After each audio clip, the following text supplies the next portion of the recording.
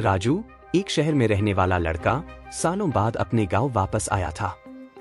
उसकी दादी ने उसे एक पुरानी हवेली के बारे में बताया, जहां गांव के लोग जाने से डरते थे।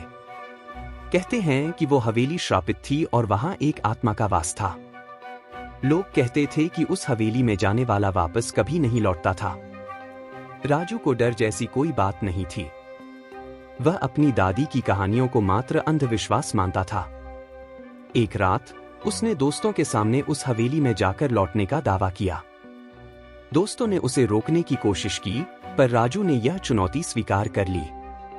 अगली रात राजू अपनी टॉर्च और कैमरा लेकर हवेली की ओर चल पड़ा।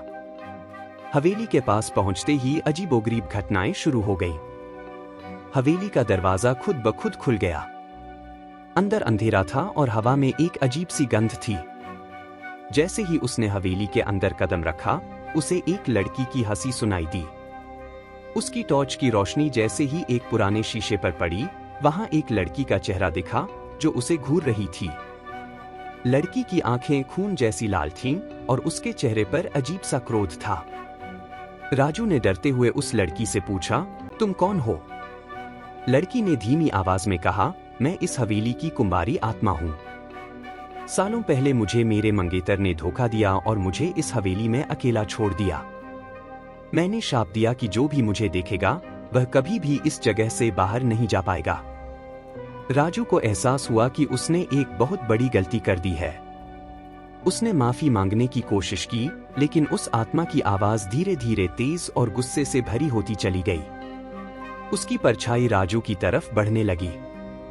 राजू ने भागने की कोशिश की, लेकिन जैसे ही उसने बाहर की तरफ कदम बढ़ाया, हवेली का दरवाजा अपने आप बंद हो गया।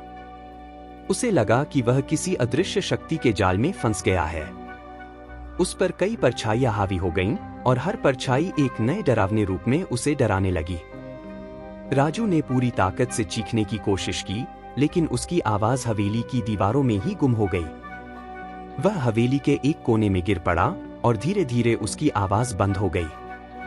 अगली सुबह गांव वालों को राजू का कैमरा हवेली के बाहर पड़ा मिला। कैमरे में आखिरी वीडियो में उसकी चीखें और आत्मा की परछाई दिखाई दे रही थी।